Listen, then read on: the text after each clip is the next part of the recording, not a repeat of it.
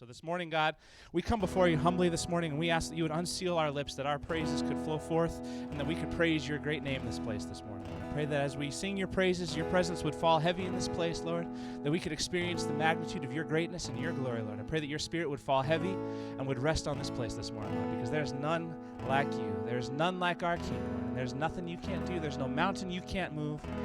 Lord, we pray for more of your presence, God, that it would pour out and it would just overflow this building, this city, this town, this state.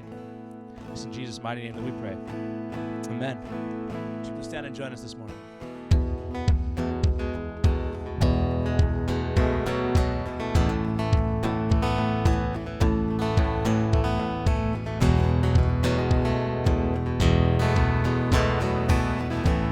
Just one word. With just one word, you calm the storm that surrounds me. With just one word, the darkness has to retreat. Just one touch. With just one touch, I feel the presence of heaven. With just one touch, my eyes are open to see. My heart can't help but believe. There's nothing that our God can't do. There's not a mountain that he can't move. No, praise the name that makes a way. There's nothing that our God can't do. Just one word. Just one word. You heal what's broken inside me. Yes, you do. With just one word, and you revive every dream. Just takes a word. With just one touch, and I feel the power of heaven.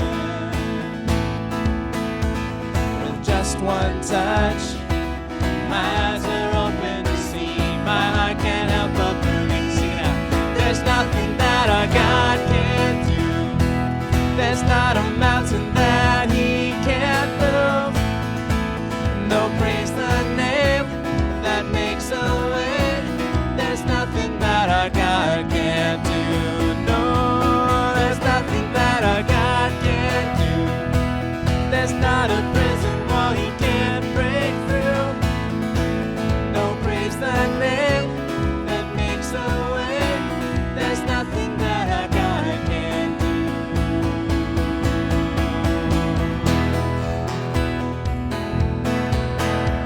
There's nothing that our God can't do. I will believe for greater things. There's no power like the power of Jesus. Let faith arise. Let all agree. There's no power like the power of Jesus. And I will believe for greater things. There's no power like the power. Sing it out, let faith. Let faith arise. Let all agree. There's no power like the power of Jesus. I will believe for greater things. There's no power like the power of Jesus. Let faith arise. Let all agree. There's no power like his power. There's nothing that our God can't do. There's not a mountain that he can't move. No, praise the name that makes a way. There's nothing that our God can't do. No, there's nothing that our God can't do. There's not a prison wall he can't break through. No, praise the name that makes a way. There's nothing that our God can't do. No. Lord, there's nothing that you can't do, God. Lord, we know that our strength comes from none but you, Lord. Lord, come and move our mountains. Come and break those prison walls. Lord, there's nothing that you can't do. Oh, there's nothing that our God can't do. There's not a mountain that he can't move. No, praise the name that makes a way. There's nothing that our God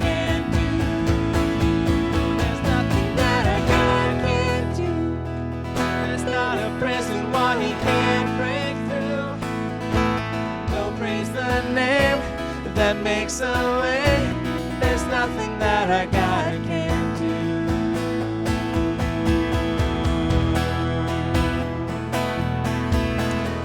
There's nothing that our God can't do.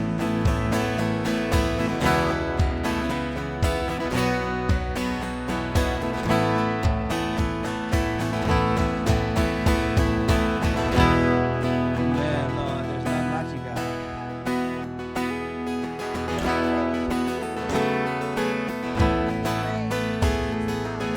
Yes, God, we give you praise in this place this morning, Lord. Lord, we declare there's none like you. Lord, we worship you. Sing it. He's coming on the clouds. He's coming on the clouds. And kings and kingdoms will bow down. Every chain will break. And every chain will break. And broken hearts declare his praise. For who can stop the Lord Almighty? Our God is Lion, the Lion of Judah. He's roaring with power and fighting our battles, and every knee will bow before him. Our God is the Lamb that was slain for the sins of the world. His blood breaks the chains, and every knee will bow before the Lion and the Lamb. No, every knee will bow before the Lion and the Lamb. We bow before you, Jesus. So open up the gates. So open up the gates. Make way before the King of Kings. God who comes to save. The God who comes to save is here to set the captives free. For who can stop the Lord Almighty? Our God is the Lion of Judah. He's roaring with power and fighting the battles. Oh, every knee will bow before him. Our God is the Lamb that was slain for the sins of the world. And his blood breaks the chains. For every knee will bow before the Lion and the Lamb. Oh, every knee will bow before the Lion and the Lamb. Oh, every knee will bow before the Lion and the Lamb. Yes, every knee will bow before the Lion and the Lamb. Every knee will bow.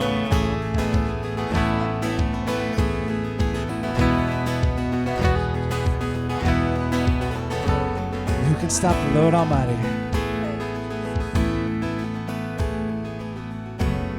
And who can stop the Lord Almighty? Who can stop the Lord Almighty? Who can stop the Lord Almighty? Let's sing it out. Who can stop the Lord Almighty? And who can stop the Lord Almighty? And who can stop the Lord Almighty? Yes, who can stop the Lord Almighty? Who can stop the Lord? Our God is the Lion of Judah. He's roaring with power and fighting our battles. Oh, every knee will bow before him. And our God is the Lamb that was slain for the sins of the world. His blood breaks the chains. Oh, every knee will bow before him. Our God is the Lion of Judah. He's roaring with power and fighting the battles. Oh, every knee will bow before him. And our God is the Lamb. He's the Lamb that was slain for the sins of the world. His blood breaks the chains. Though every knee will bow before the Lion and the Lamb. every knee will bow before the Lion and the Lamb.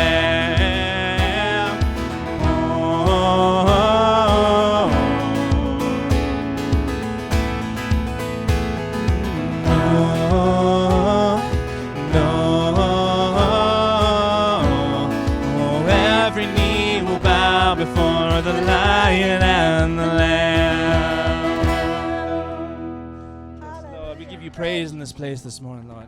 Lord, we declare that you are the Lion fighting our battles, Lord. We know that we can trust in you, Lord, and we can rest in you. Lord, we worship you in this place, and we give you the highest praise. We confess that you are our King, Lord. Lord, we put our trust in you, Lord. You are, and you are, and who you say you are. And you'll do what you say you'll do. You'll be who you've always been to us, Jesus. Our hope is in you alone, and our strength in your mighty name. Our peace in the darkest day remains, Jesus. This we know, we will see the enemy run. This we know, we will see the victory come. We hold on to every promise you ever made. Jesus, you are unfailing.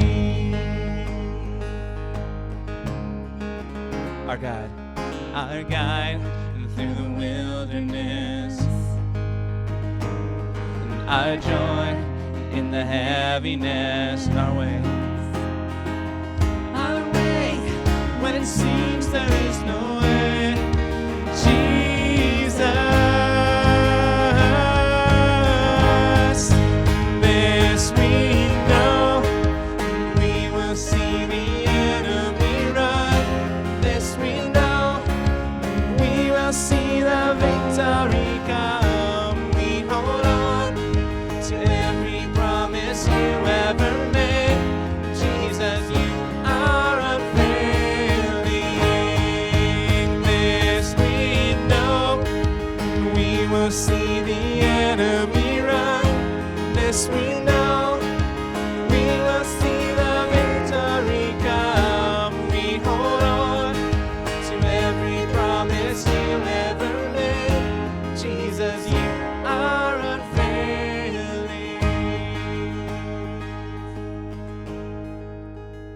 So we trust you, and we trust you, and your ways, they're higher than our own. We trust you, and we trust you, and your ways, they're higher than our own. We trust you, and we trust you, and your ways, they're higher than our own. We trust you in all things. We trust you. Your ways are higher than our own. Sing it out. We trust you in all things. We trust you. Your ways are higher than our own. We trust you. We trust you. Your ways, they're higher than our own. This we know, we will see the enemy run. This we know, we will see the victory come. We hold on to every promise you ever made. Jesus, you are unfailing. This we know, we will see the enemy run. This we know, we will see the victory come. We hold on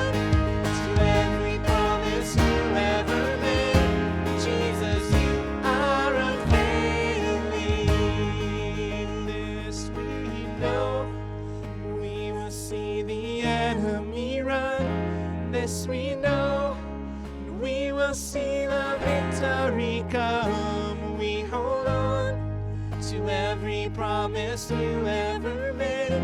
Jesus, you are unfailing. Oh, Jesus, you are unfailing. Oh, Jesus, you are unfailing. Yes, Jesus, you are unfailing.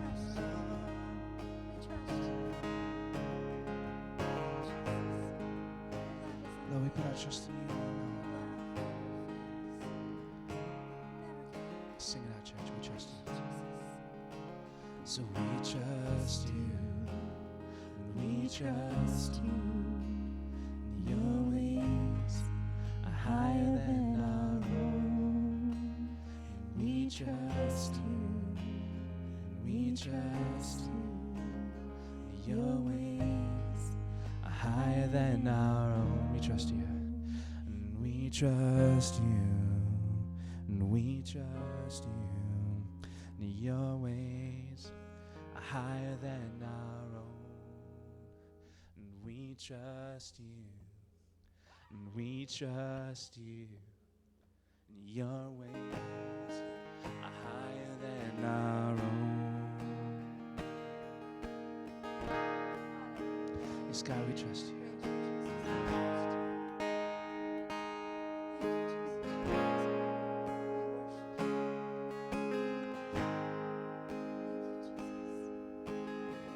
The secret place. In the secret place, where I see your face, will you take me there again? And you can search my heart in the deepest part, from the beginning to the end. To you, my eyes are lifting. To you, my prayer is rising up. You've captured my attention. Consume me, God, give me a heart abandoned ever after you alone. Gold and silver, you can't take it. All I want is you alone.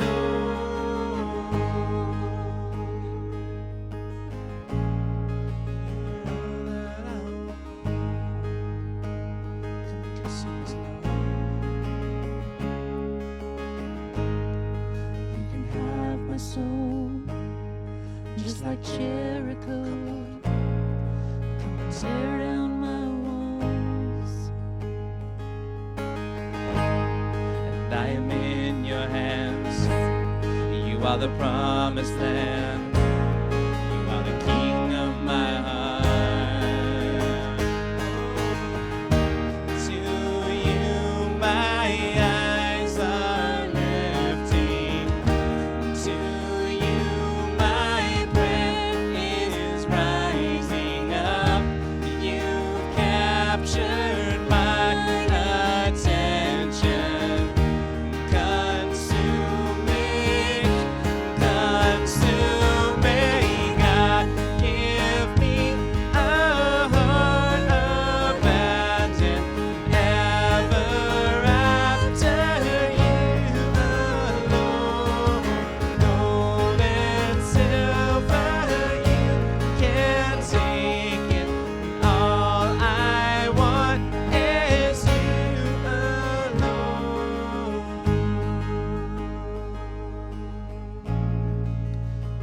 Come and tear down my walls, Lord. Lord, we put our trust in you, Lord. Oh, we look to you, Lord. We look to you, Lord.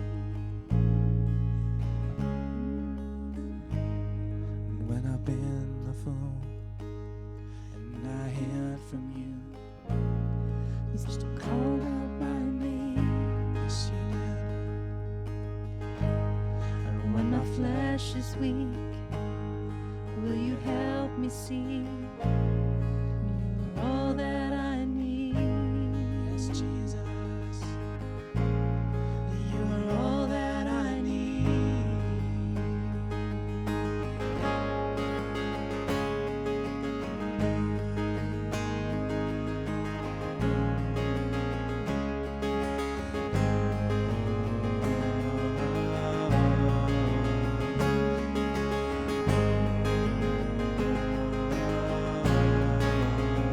You are all that I need.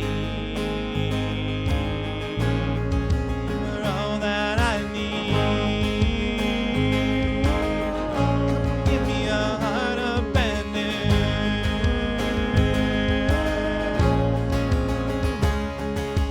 God, give me a heart abandoned, never after you alone. Gold and silver, you can't take it. All I want is you, my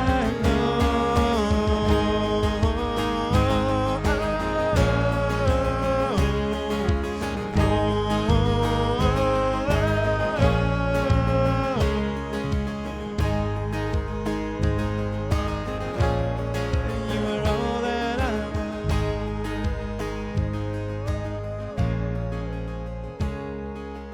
God, give me a heart abandoned, Ever after you alone, gold and silver you can take it. All I want is you, my Lord.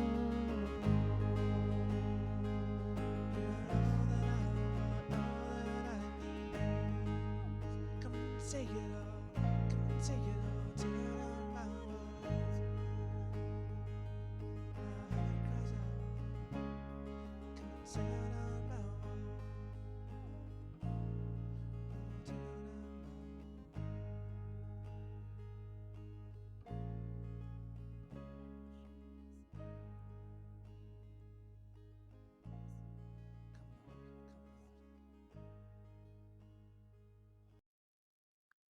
I've got so much I want to show you today, so many things I want to take you through today. I want to begin this morning, I want to begin with tithes and offerings. I do teach offerings here. I think if you look at the New Testament, you'll find Jesus talked about money a lot.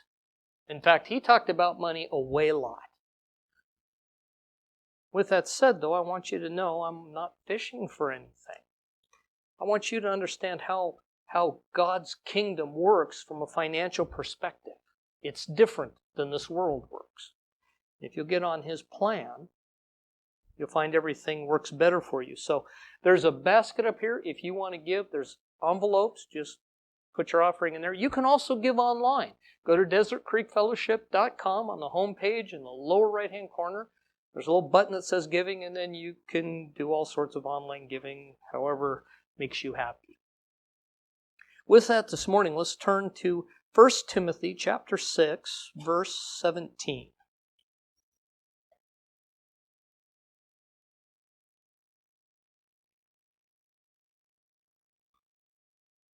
Paul's writing to his young protege.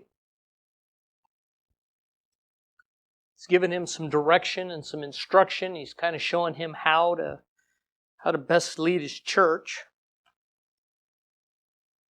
And in verse 17, he writes to Timothy, he says, command those. Some translations will say teach those or instruct those. I want you to understand it's not a huge pressure. He's saying you need to explain to them how things work. Command those who are rich in this present world not to be arrogant, nor to put their hope in wealth, which is so uncertain, but to put their hope in God, who richly provides us with everything for our enjoyment. I wrote in the newsletter this week, all the world's a stage.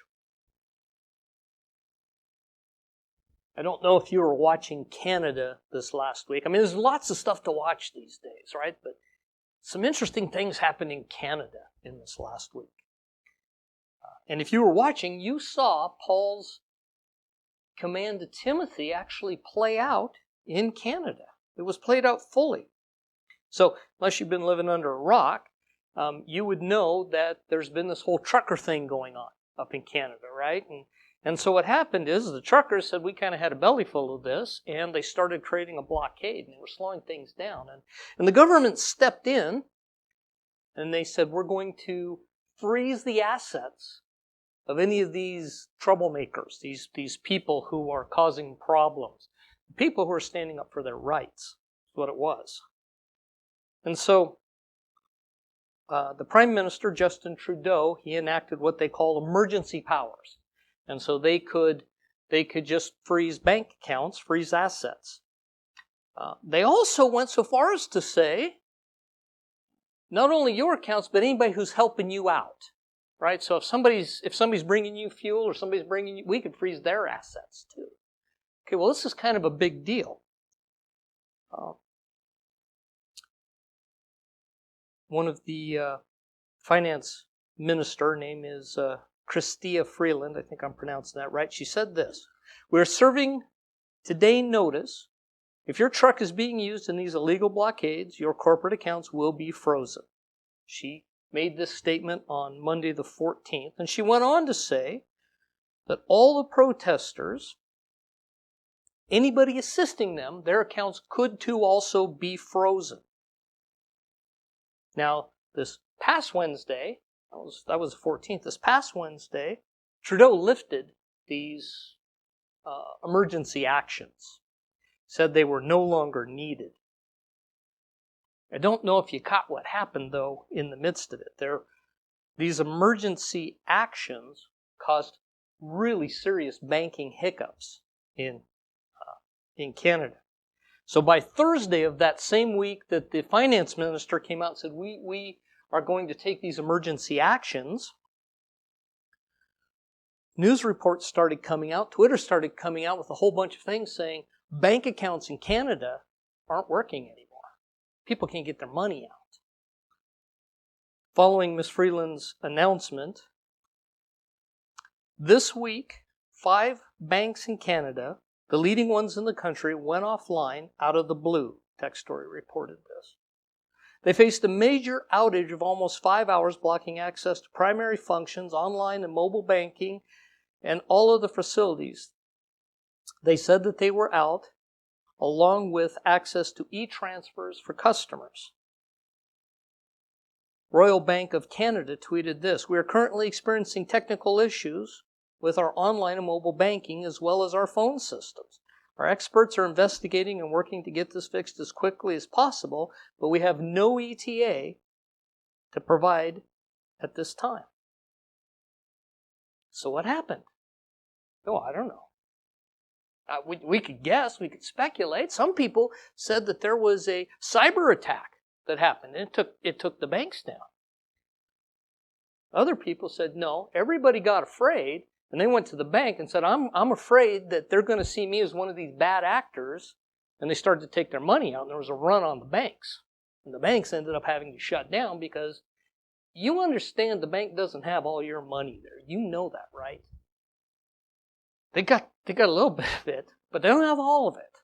And if a bunch of people show up to get their money, well, things go sideways pretty fast. What happened isn't my point today. I simply want you to know that Paul's words to Timothy actually played out quite accurately. He said that money, that earthly riches, they're just unreliable. They're unreliable at best. These people had everything they thought they needed, and all of a sudden they didn't have it. What Paul was telling Timothy is, teach your congregation to put their trust in God and not in money. That's what he was teaching them. I don't know how all those things worked out. But here's the deal. The world really is a stage, and you watched it played out before your eyes. You saw what happened. We can guess as to why, but it doesn't matter why. People went to the bank and couldn't get money, and they tried to transfer money and they couldn't transfer money. Something had happened. The reason that Paul told Timothy, teach people to put their faith in God and not money, is because you can't hack God's coffers, right? You can't run an internet scam on His finances. It doesn't work like that. There's never any runs on the heavenly banking system. You understand that, right? Jesus told the people, He said, store up for yourselves purses that won't decay. They won't be affected by robbers and thieves. And they won't be affected by moths and corruption and all these things. Move your money to a place where it's safe. That's what He was teaching. So today I want to encourage you with those words. I don't know what the future looks like. I don't know what's going to happen as we go forward. But as you are making decisions about how you're going to place money, don't forget the kingdom of heaven is a great place to put your money. Father, I pray that you would help us to have eyes to see and ears to hear. Lord Jesus, help us to understand the times and the seasons. And help us to be like the sons of Issachar who knew what to do. Father, I pray for your people. Father, where debt lives in this house, Father, where people are still bound in debt, Father, I pray that you would release them now in Jesus' name. Father, I pray that you would bring the finances and the resources to make them free from debt. In Jesus' name. Father, I pray that you would move supernaturally on their behalf to free them from the bondage of debt.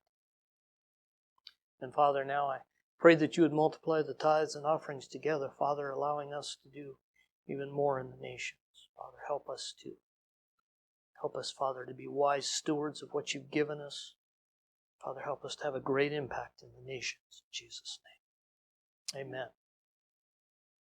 I do also try to take a minute to let you know that the way our church does things, majority of the tithes and offerings that come in, they go into the nations, right? I'm very careful where we put money. I don't tend to give to places I don't know about. But there will be opportunities regarding the Ukraine coming up soon, and we'll be looking for reputable, good places where we can be a tangible help in that area. Also, good friends with the bishop over Poland, the charismatic church there, and he's got inroads to get money into those places as well. And to me, it's really important that the money get to them, because what happens is you give money to places, a little bit gets skimmed off the top every time. And every time it changes hands, a little more gets lost. So I like giving to Pastor Daniel in Nepal. He buys the rice and the beans and the oil, and he loads it up in the back of his truck, and he takes it. And that way, stuff doesn't get skimmed off. Praise the Lord. Speaking of Pastor Daniel, I think he's going to be here in April. I think it was April. So, praise the Lord. Glory. All right, let's turn this morning to Matthew chapter 24.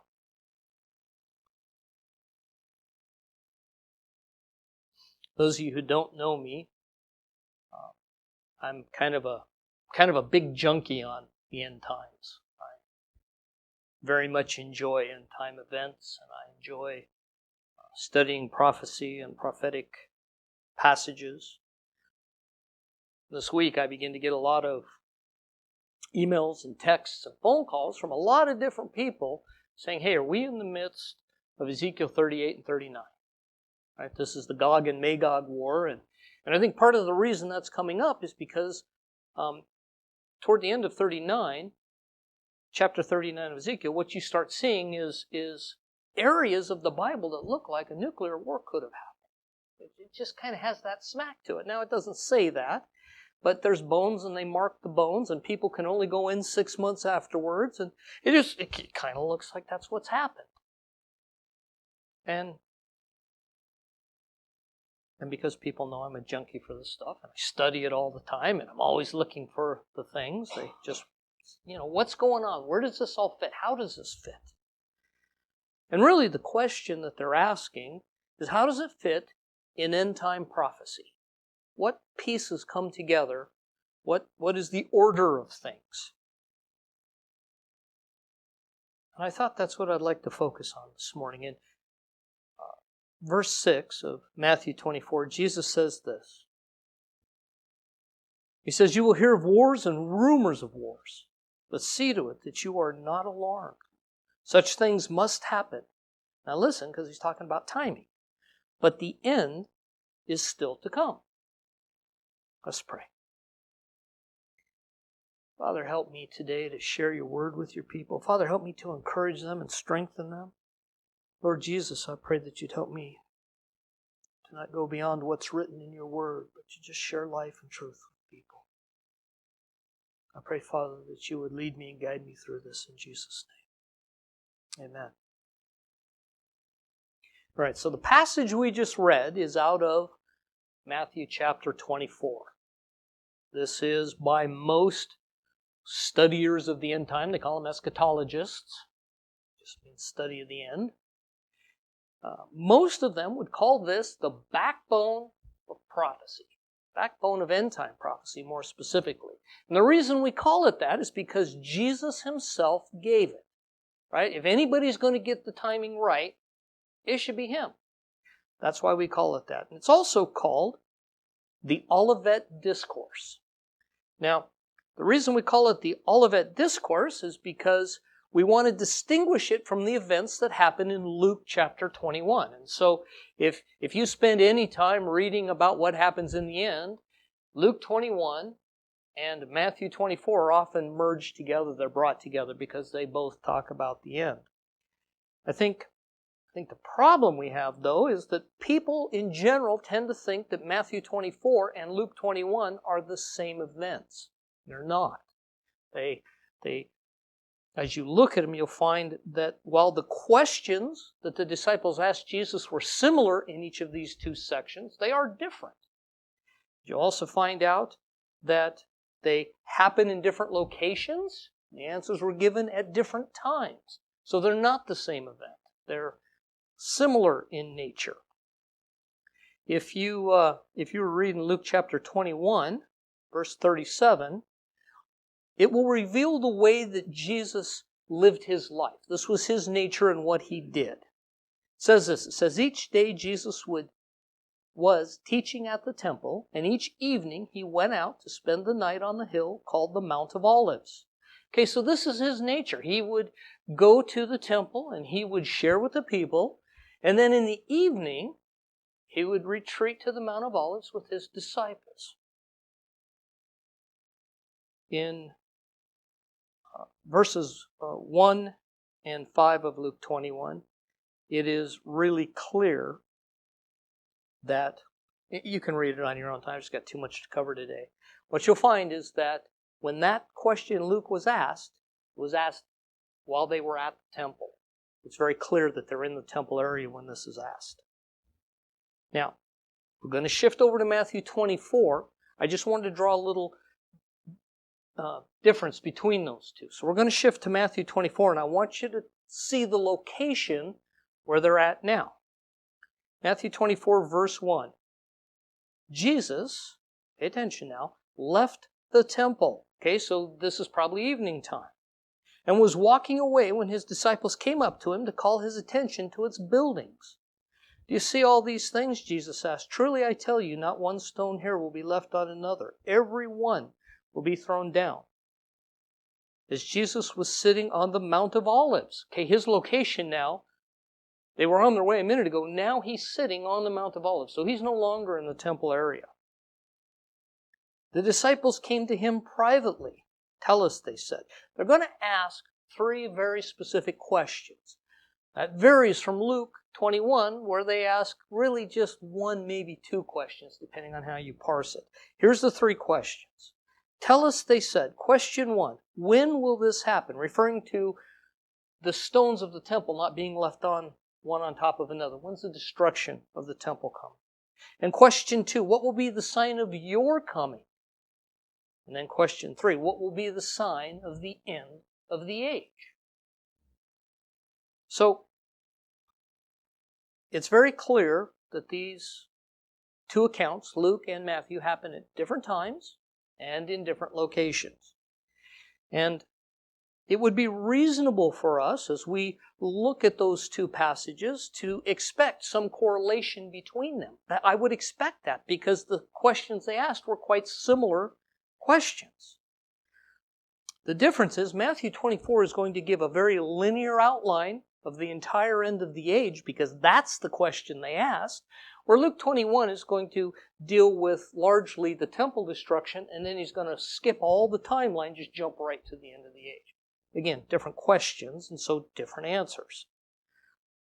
Now, I want you to have this as a backdrop, because I think what happens is, because people see these events as the same events, and I hope I've clarified to you that they're different events, but because they see them as the same events, they start to say, well, things don't line up anymore. This doesn't fit and that piece doesn't fit. And so what we start doing is we start making adjustments and trying to figure out what things are, and we've largely missed the simplicity of what Jesus was telling the disciples. Here's the thing. Here's the part that's missed when you try to merge those two together. We would expect if any person, in this case we're talking about Jesus, but in any case with any person, if they're going to tell you the story of an event, something that's happened, I would expect it wouldn't matter how many times they told me that same account, it would be the same. Wouldn't you expect that? If it really happened? If it really... Remember, from Jesus' perspective, seeing the beginning from the end and the end from the beginning, he knows all this stuff already. Now, I would also expect, as the account is relayed each time, there might be different points of inflection. There might be some priority put on certain points, where in the next telling there might be priority put on other points. But in general, the timeline should be the same. In fact, it should be exactly the same. It shouldn't be close, it should be the same. And the events should be the same. Does this seem unreasonable to anybody? Right? When somebody tells me an account of when they went fishing, and it's different every single time they tell it, I start to think, they're giving me the business. Okay? Jesus doesn't do things like that. So, Jesus gave a timeline to his disciples on the Mount of Olives, Matthew 24. And he would also give a timeline to his servant John. We have that recorded in the book of Revelation. And I want to remind you that the book of Revelation is not the revelation of John. I think people get that wrong a lot too. Chapter 1, verse 1, it is the revelation of Jesus Christ given to his servant John.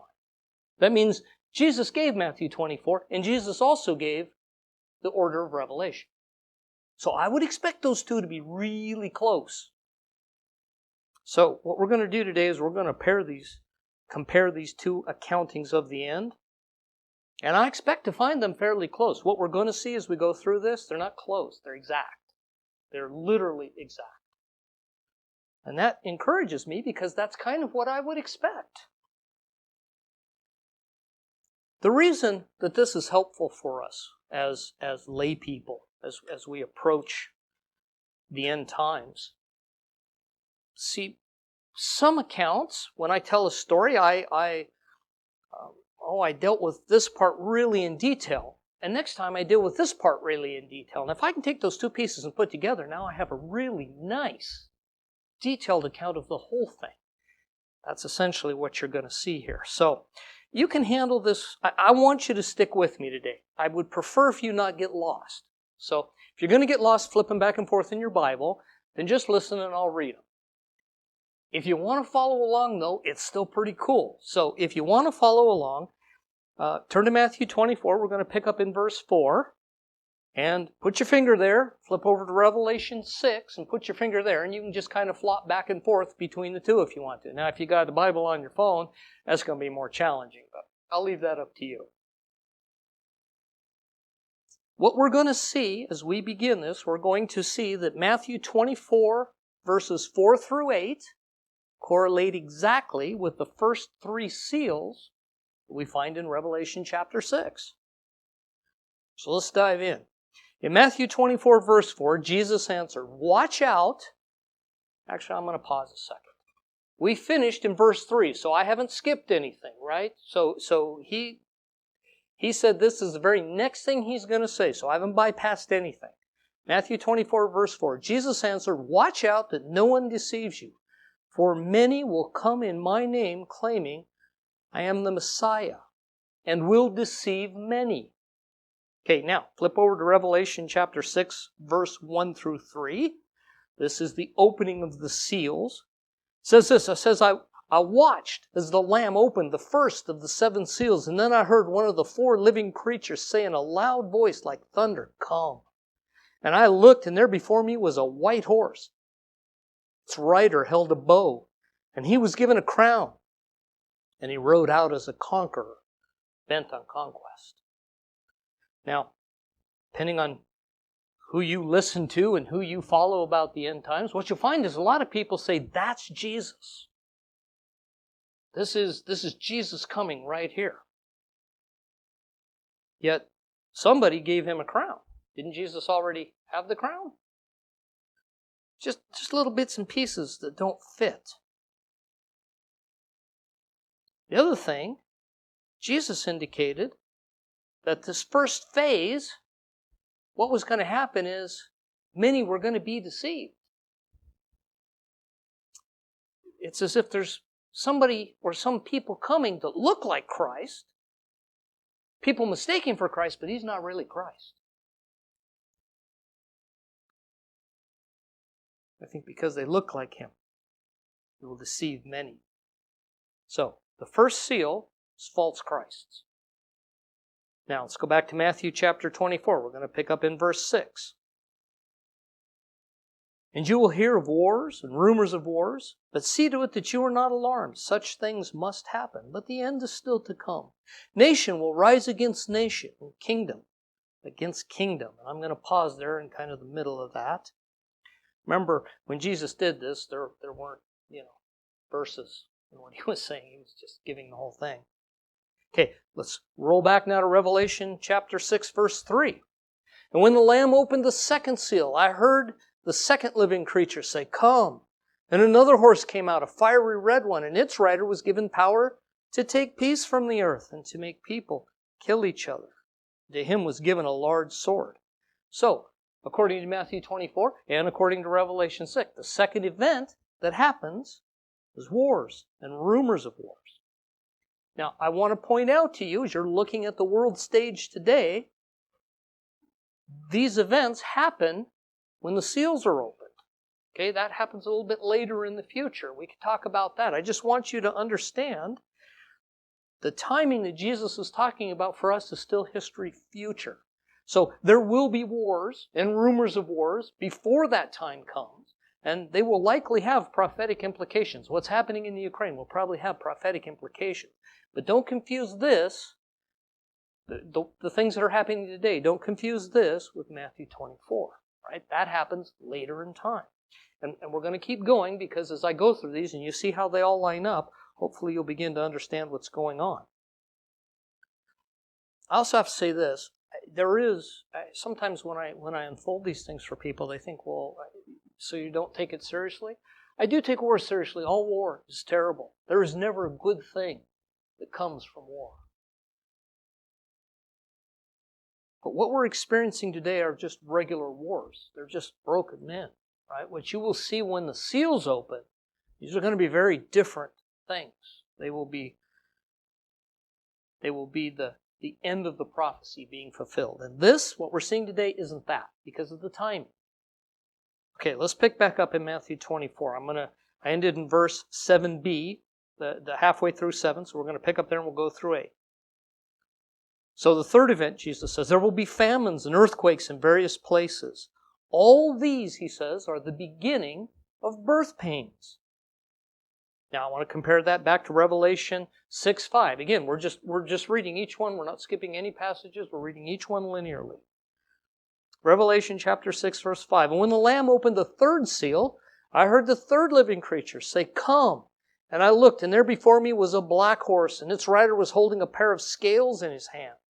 And I heard what sounded like a voice among the four creatures saying, 2 pounds of wheat for a day's wages, and 6 pounds of barley for a day's wages, and do not harm the oil or the wine. So, this third event is clearly a time of famine. Both accounts have it in the same spot, and it's exactly the same event. The other thing I'd like you to notice here, sometimes when I'm talking with people, I frustrate them a little bit. Jesus said all these, that is, the first 3 seals, are the beginnings of birth pains. People tell me today, well, we're in birth pains. No, because the first seal hasn't been opened yet. We're not there yet. Braxton Hicks, maybe. But not the first seal, not yet. I also hope what you're seeing is, sometimes I come off as very dogmatic and absolute about this, but see, I can see the timing unfold, and I hope you're starting to see it too. You're seeing revelation. And Matthew lined up exactly. This isn't a free-for-all. It's going to happen exactly like he said it was going to happen, and it's going to happen in the time he said it was going to happen. And we don't have to freak out, because once you see the timeline, then every time we talk about tetrads or this or that or whatever the latest prophetic thing is, we don't freak out because I know the timeline. All right, let's continue. Matthew 24, verse 9. All right, this is one of the more complicated ones. So it takes a little bit more reading. Chapter 24, verse 9, you're going to find that this is going to line up with the 4th seal of Revelation. In verse 9 we read, "And you will be handed over to be persecuted and put to death." Well, that sounds like a good time. "And you will be hated by all nations because of me." He's talking to the disciples. He's not talking to general people. He's talking to his disciples privately. "At that time, many will turn away from the faith and will betray and hate each other. Many false prophets will appear." We already heard about that, right? "And they will deceive many people. Because of the increase of wickedness, the love of most," not many, most, "will grow cold. But the one who stands firm to the end will be saved. And this gospel of the kingdom will be preached in the whole world as a testimony to all nations, and then the end will come." Now listen, because he's going to offer you timing. "So, when you see standing in the holy place the abomination causes desolation," now I might not know who that is, so he's going to clarify it. He says, "spoken of by the prophet Daniel." He's referring to Daniel chapter 9. He says, "Let the reader understand." Not the reader of Matthew 24, the reader of Daniel 9. Let him understand. "And then let those who are in Jerusalem flee to the mountains." To the mountains. All right, so now let's jump over to Revelation and let's see what it says in Revelation. The next thing is, "And when the Lamb opened the 4th seal, I heard a voice of the 4th living creature say, 'Come.' And I looked, and there before me was a pale horse. Its rider was named Death, and Hades was following close behind him. They were given power over 1/4 of the earth to kill by sword and famine and plague, and by the wild beasts of the earth." I believe what you're seeing in this particular seal, you're seeing in this passage in Matthew, is a choice. It's a picture type of a choice. Persecution has clearly come. Believers are being persecuted by the world, and they're also being persecuted by other believers. They're being betrayed by other believers. And so what's happening is a choice is going to come to men. And Joel, it says, multitudes in the valley of decision. It's a time when you're going to have to make a choice. And the choice is fairly, I want to say it's fairly black and white, but that doesn't make it simple. Will you stay true to Christ, which could potentially lead you to martyrdom? Or will you choose the mark, which will lead you to a time of safety, but ultimately hell? Now, Jesus talked about the timing of this, and I pointed that out to you.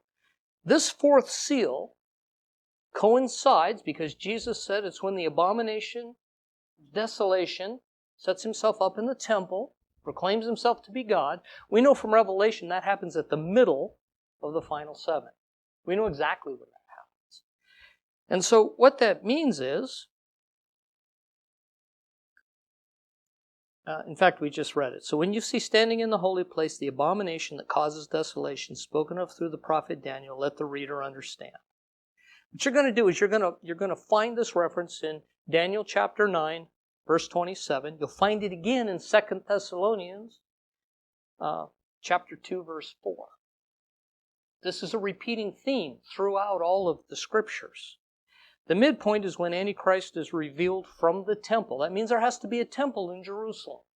He can't reveal himself from a temple that doesn't yet exist.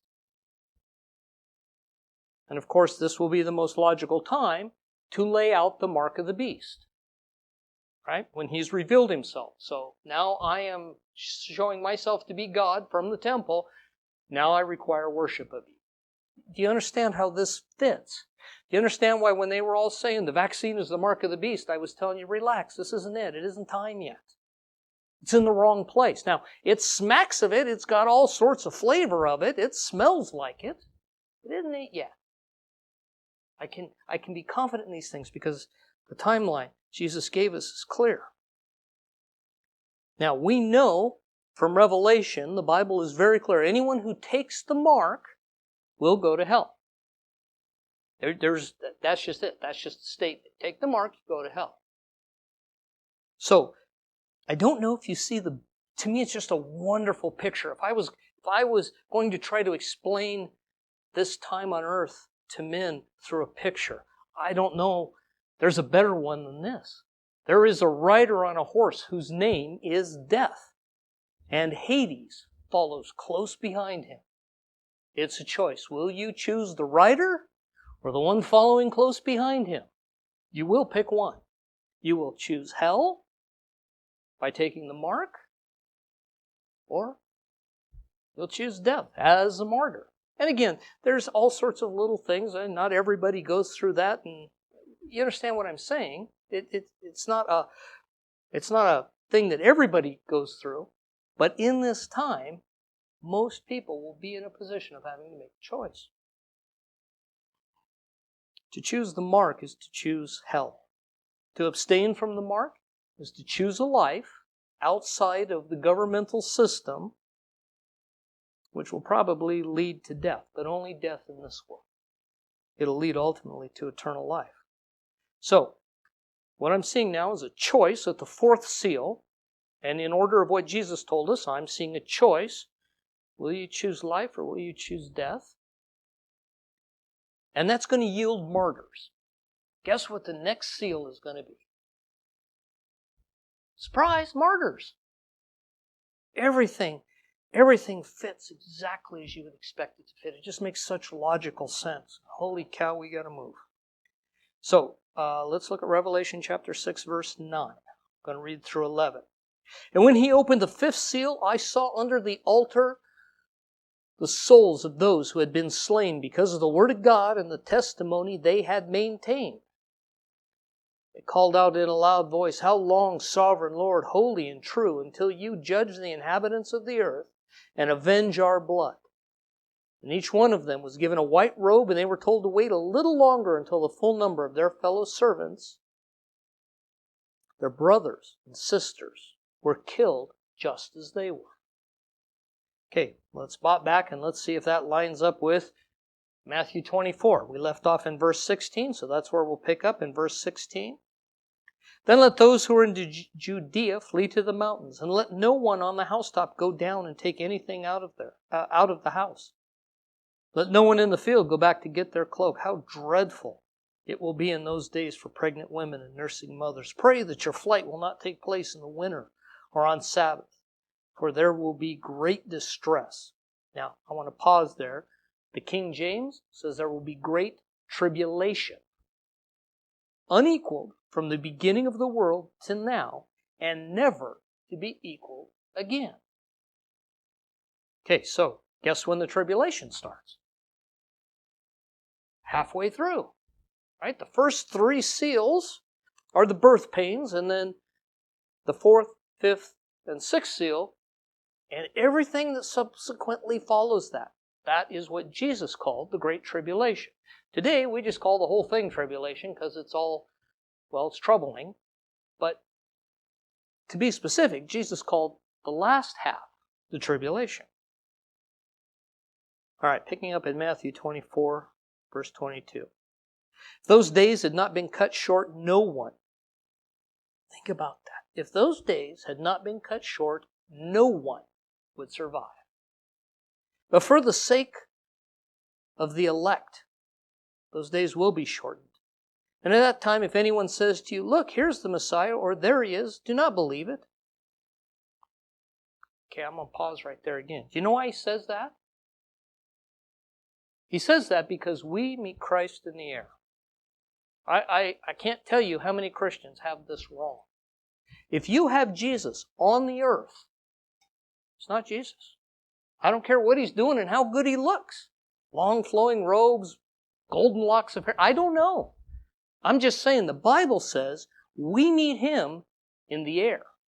So if you're a believer, you too, and he tarries, well, then we'll meet him at the resurrection. If it turns out that he comes earlier, you and I will meet him in the air. That's an important thing to understand. Hope I've been clear there. Do not believe it, for false messiahs and false prophets will appear and perform great signs and wonders to deceive, if possible, even the elect. It's going to be hard to tell who's who unless you know what's going on. See, I've told you ahead of time. So if anyone tells you, there he is out in the wilderness, do not go out, or here he is in the inner rooms, do not believe it. For as lightning comes from the east, is visible even in the west, so will the coming of the Son of Man. So will be the coming of the Son of Man. Wherever there's a carcass, the vultures will gather. Okay, people have all sorts of ideas of what that means. Let me just be real simple and clear with it. It means you won't miss it. Nobody on earth will miss it. Nobody looks at vulture circling and don't understand there's a dead body down there. You can say whatever you want. Nobody is going to miss the coming of the Son of Man. Now listen, immediately after the distress of those days, he's going to give you another timeline. He's going to give you another primer to watch for. Immediately after the distress of those days, the sun will be darkened, and the moon will not give its light, and the stars will fall from the sky, and heavenly bodies will be shaken. These are the signs for you to look up and know your redemption is drawing near, if you happen to still be on the earth here. Then there will appear the sign of the Son of Man in the heaven. And all the people of the earth will mourn, and they will see the Son of Man coming where? Just like I told you, on the clouds of heaven, with power and great glory. And he will send his angels with a loud trumpet call. And they, the angels, and they will gather from the four winds, from one end of the heavens to the other. They'll gather the elect. This is exactly in line with Matthew 13. It's exactly what Jesus said would happen. Okay, now I want to jump over because I'm out of time. Let's jump over and let's compare Revelation chapter 6. Okay, so the sign we just saw that Jesus just gave us was the sun was going to be darkened, the moon was going to turn red, and the stars were going to fall from heaven. That is a sign of the imminence of his coming. It's close. It's like really close. Revelation chapter 6, verse 12. And I watched as he opened the sixth seal, and there was a great earthquake. Okay, here it is. The sun turned black like sackcloth and made of goat hair. And the whole moon turned blood red, and the stars in the sky fell to earth, as figs drop from a fig tree when shaken by strong wind. The heavens receded like a scroll being rolled up, and every mountain and island was removed from its place. Everything is exactly in line with what he told us. Everything is perfect, without deviation. What you're seeing here is what's called the parousia of Christ. The angels gather the elect from the four winds. Again, Matthew 13, this is the wheat and the tares, says the angels take the wheat and put it in the barn. There's no deviation. And the timing of the sixth seal, it's just, to me, it's wonderfully perfect. The seventh seal, as you go on and read, the seventh seal is going to give way, it's going to announce 7 trumpets. And these 7 trumpets, when the 7th one is blown, it'll give way to 7 bowls. These are trials on the earth, and the bowls are God's judgment on the earth.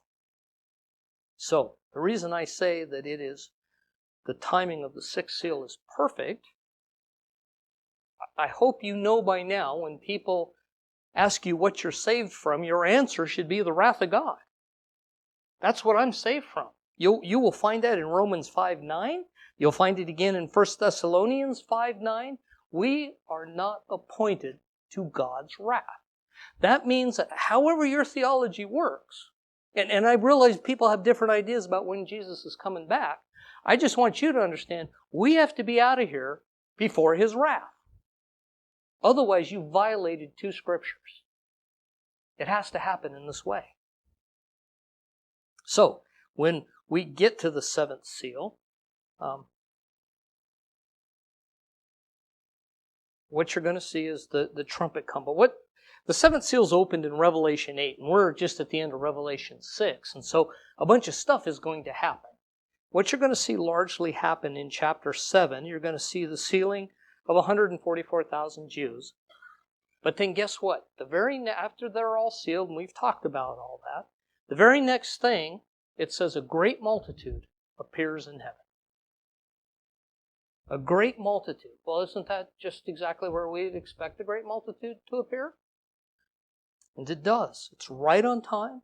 They're exactly where they're supposed to be. The parousia of Christ has happened, and believers are where they're supposed to be at the time they're supposed to be there.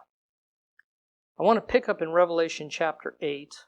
And again, I'm skipping over 7 because I just don't have time to read all that, but you can read it. It's be there for you. When He opened the 7th seal, there was silence in heaven for about half an hour. And I saw the 7 angels who stand before God, and 7 trumpets were given to them. Okay, these are the trumpets I just told you about. And these trumpets will announce plagues on the earth. And if you continue reading, you'll find out that the final trumpet will announce 7 bowls. And it says in Revelation 15:1, it says that with the 7 bowls, the wrath of God is complete. So that's it. Everything is sorted out now. The stories have all been brought to an end. The story of the Jew, the story of the Gentile, and the story of the completely unaffiliated. They've all been brought together in one place. And I want to match that 7th seal with what we see in Matthew 24:36. Because remember, one of the questions that the disciples asked, they said, what will be the sign of your coming? And He gave them the sign of the coming. It's going to be the blood red moon. It's going to be the sun dark. It's going to be stars falling from the sky. That was the sign He gave them. And He said it's going to be visible from the east to the west. Picture this. You got an orb of the earth floating out in space. And there is no sun. And it's dark, and the moon is blood red. So think of just being in a really dark room, and bang, lightning hits. Lightning flashes from the east to the west. Do you remember how it left the temple in Ezekiel? From the west to the east. Now it's going to come back in the same way. And it will light up the entire globe all at once. Nobody's going to miss this. It'll be obvious for everybody. So He's given them the sign of His return, but the sign of the coming of the Son of Man. But they said, when? Like, is it a Thursday afternoon, and about what time? What are we looking at? And Jesus answers in verse 36, but about that day and hour, no one knows, not even the angels in heaven, nor the Son, but only the Father. As it was in the days of Noah, so it will be at the coming of the Son of Man. For in the days before the flood, people were eating and drinking and marrying and giving in marriage up to the day Noah entered the ark. And they knew nothing about what would happen until the flood came and took them away. That's how it will be at the coming of the Son of Man. 2 men will be in a field, and one will be taken and the other left. 2 women will be grinding with a handmill, and one will be taken and the other left. I want you to notice that Matthew 24 doesn't really deal with judgment. Revelation does. Revelation deals with the whole world. Matthew 24 is given to the disciples. See, and we're not under God's judgment. And so that's why you don't see a lot of it there. We either have to violate Scripture and figure out how to make that work, or we have to be out before the wrath of God. If we don't, again, I can't fix this. We violated Scriptures, and the Scripture can't fail. So here's what Jesus did say, though.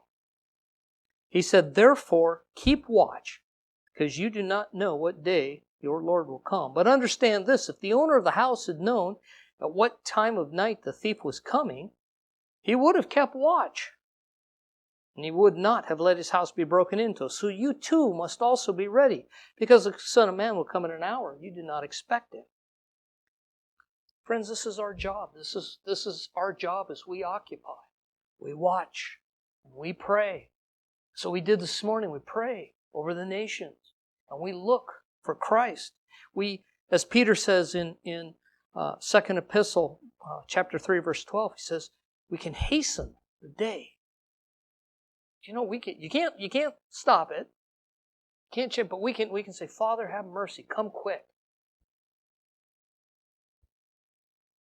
Remember what Jesus said? He said, if that day wasn't cut short, the Greek word there is Kabbalah. It's just like a hatchet drop. If those days had not been cut short, no one would survive. Father, cut those days short. It's just as short as you can make them. Certain things have to fit, but cut them as short as you can make them. I want you to understand, for believers, this isn't a fearful day. For the Jew, for the unbelieving Jew, those who have not come to Messiah yet, this is a fearful day. This is the day of Jacob's trouble. This is not a good day for them. The prophet said it's like running from a bear only to enter your house and be bitten by a snake. It's a no-win time for them. So, friends, as we consider the wars and the rumors of wars that are happening today, I just want you to know that our job is to pray and to watch. God is, in fact, He's setting up a chessboard to bring this whole thing to its logical end. For prophecy to be fulfilled, kingdoms still need to be set up, and certain kingdoms still need to be deposed. And you're going to see that in the coming years. You'll see boundary lines throughout the earth shift. What countries hold what plot of ground. You'll see this as it moves toward its final end. I just want you to know that the wars that we're seeing today are not the wars of the second seal. It's not time yet. It's too early yet. And so in comparison, as you see the world in turmoil now and how freaked out everybody is, imagine when the second seal opens. It'll be on a much deeper level. We're not even to the birth pains. Not yet. So, we know the times and seasons. I can't tell you the day and hour, but I can tell you the times and seasons. And so we watch, and we pray, and we help bring people to a point of comfort. If you're not saved, it's a good time to get off the fence. If you're playing church, it's a good time to stop playing church and get right with God. Because these days are coming, and you can't stop them. And you can pretend all you want. He knows. And what you're watching in the earth today, you know, there's the godly and there's the ungodly, and there's a whole lot of the church sitting right in the middle. That, well, I like my sin. I mean, I want to be godly. I don't want to be over there, but I don't want to be over here either. Guess what's happening? That middle ground is evaporating really fast. It's evaporating, and you are going to have to pick a side. You won't have a choice. You'll have to pick a side. Multitudes in the valley of decision. Jesus, help us today. Father, I pray for your people. I pray, Father, for myself. Father, give us eyes to see and ears to hear. And Father, help us to understand times and seasons. Father, I pray for those who are, Father, bound in fear today. I pray, Father, that you would release them from that fear and give them eyes to see. Father, for those who are playing church, Father, I pray that you would wake them up. I pray, Father, that you would show them the timing is short. Father, for those who are, Father, deeply committed to you but struggling, Father, I pray that you'd come and strengthen them. I pray, Father, you'd encourage their hearts in Jesus' name. Father, I pray for your church throughout the world. I pray, Father, that you would, Father, I pray that you would move on them in Jesus' name. Father, help us to stop having church and help us to start being the church. Your word, Father, says that signs and wonders would follow those who believe. Yet it seems like your church is awful busy chasing them. Father, I pray that signs and wonders would once again follow the believers. I pray, Father, that the gospel would be on our mouths. I pray, Father, that grace and mercy would be in our hearts. I pray, Father, that you would help us to lay hold of that for which Christ laid hold of us. In Jesus' name, amen. Okay, hope that wasn't too hard today. I also know when I do these things, I have a tendency to cause people trouble because I step on a sacred cow somewhere. Well, I thought it was going to happen this way.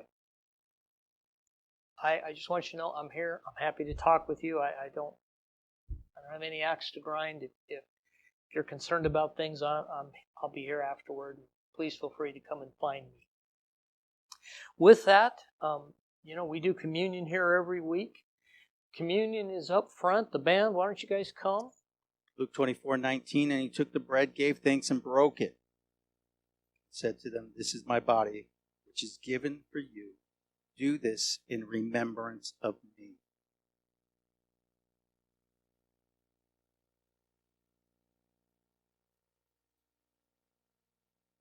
Father, forgive us for not seeing Jesus properly. Forgive us for the times we proclaim his death and yet forget that he lives. Forgive us for all the times we fail to ask, fail to remember your faithfulness. Lord, as we take this bread today, we let it bring life to our bodies. Let it bring encouragement to our soul. Let it give us the sight to see Jesus and all that he is to us, for us, and with us. And Father, as we drink the cup, may we be reminded of your faithfulness. May we be reminded of the absolute finished work of your Son, our Lord and Savior Jesus. May we forever remember your faithfulness to the new covenant. Most of all, may we honor it today by asking in his name for your will to be accomplished on the earth today.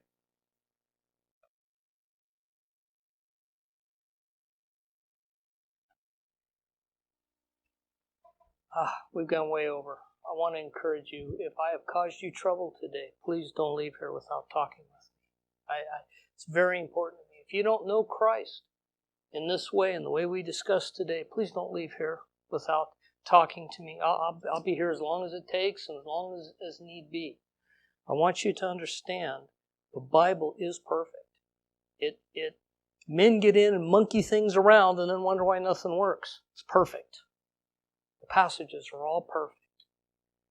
Father, I dismiss your people now in Jesus' name. I dismiss them in your grace and in your peace and in your life.